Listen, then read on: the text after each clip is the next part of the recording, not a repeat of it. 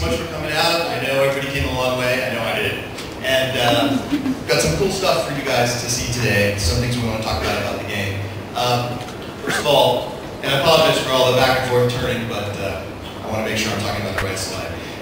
Wanted to thank you guys, all the press here, the press in the U.S. Everybody has been so supportive of the game. It's been a big part of how we've been able to, create this game so successfully. It's just been really sort of rewarding and great for us to see, the way people are seeing the game, and it just makes us more excited about all the cool stuff that we can put back into the game. And some of that stuff is what I want to talk about today. You guys know this, but just want to recap.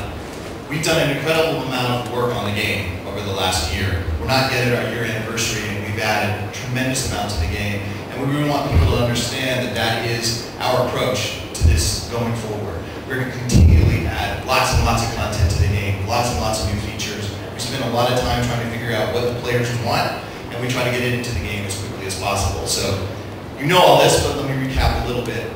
Book 9, which was just 6 weeks after launch, we added a whole new region to the game. We added a raid, a whole bunch of new content, new features, took the music system to a new level.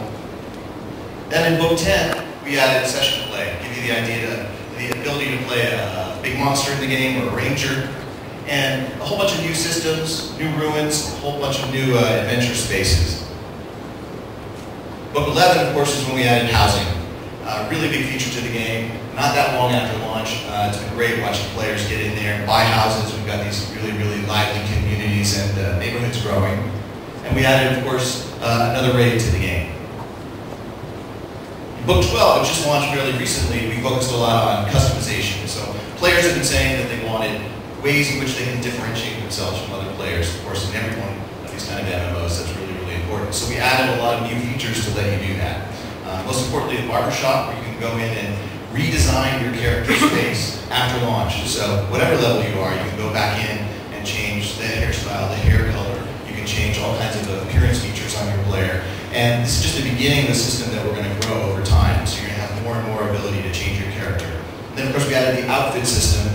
I'd be happy to talk about some of these things from Book 12 later today, because obviously this just launched recently, but it's the ability to put customized outfits on top of your character without affecting your stats at all. So I have the ability to put on a costume and look the way that I want to look, regardless of what kind of equipment and armor and things I'm wearing underneath. So it gives players a whole new level of choices. And of course, we added a whole new kind of PvP monster play area in the game, where it's a combination of a raid area and a monster play area. So you've got this really cool set of dungeons underneath the Enten Wars, the monster play area. And you can go down there with a large group of people and raid and meet all different types of monsters. At the same time, the other side in PvP can actually take control again and come in behind you, wipe you out, and take over all the monsters and stuff that you've been working on down there. So that's been really, really cool to see what's happening there. So what we're working on now, we are always working on several things at once. Book 13 is what's going to be coming out next. We're adding, again, a whole other region for Book 13. Really excited about this. It's something we've actually been working on for quite some time. This is Moria, which is the first time that we've actually gone to the edges of Middle-earth and given you a chance to be near the ocean in Middle-earth. This is a whole new kind of place to be in. We've done Misty Mountains before, which is sort of a cold, icy, snowy environment. But this is very different. And we've tried to take advantage of the environment. So we've added gameplay as well. While you're walking around this gigantic new region, we have effects that we've added to the game. Maybe. I'll talk about that in a second. So as you can see, whole new region, right up to the north. You're going to have access to the ocean here, although it's freezing cold, so it's not a place that you're actually going to spend much time in. And lots of different areas that are new to players in Middle-earth.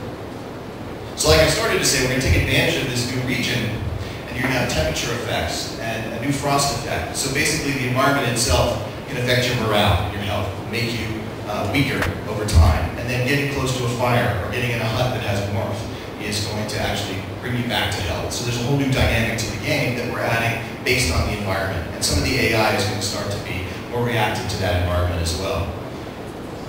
We're adding a whole new system to the game called hobbies. The first hobby we're adding to the game is fishing, because we all know how important fishing is in MMOs, specifically in Middle-earth.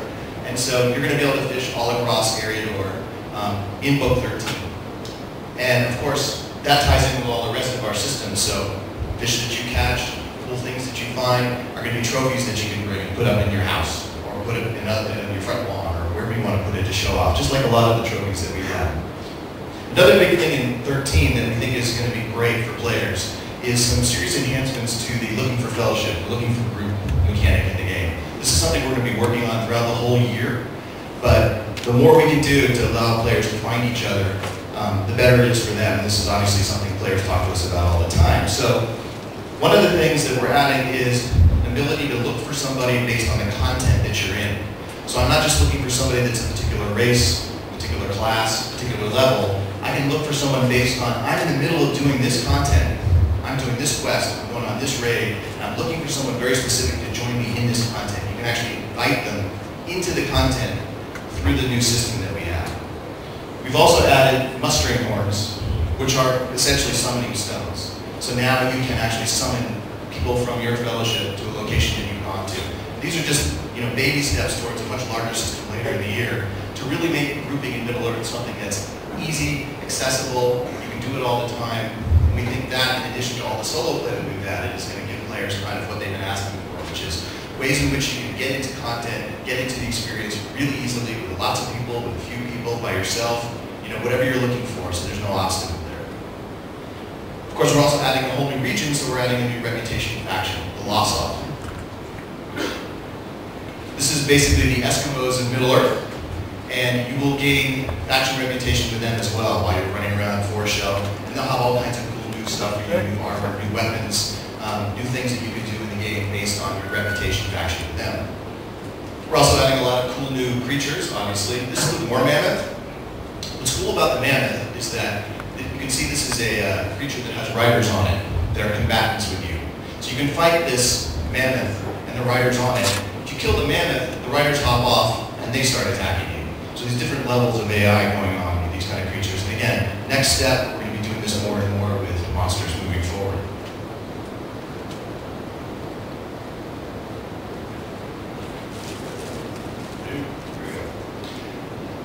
For the very first time, we're adding a new monster that you can play in Monster Play. This is a new class. This is called the Defiler. Essentially a healer class for monster players. And you're using slimes and potions and all kinds of nasty stuff to heal your party. This is something that players in Monster Play have been saying they really, really want, which is a healer class. So this is really going to round out the monster parties and really even the score, which is something that we're really excited about. This guy is going to be really, really fun to play. So then book 14 is next.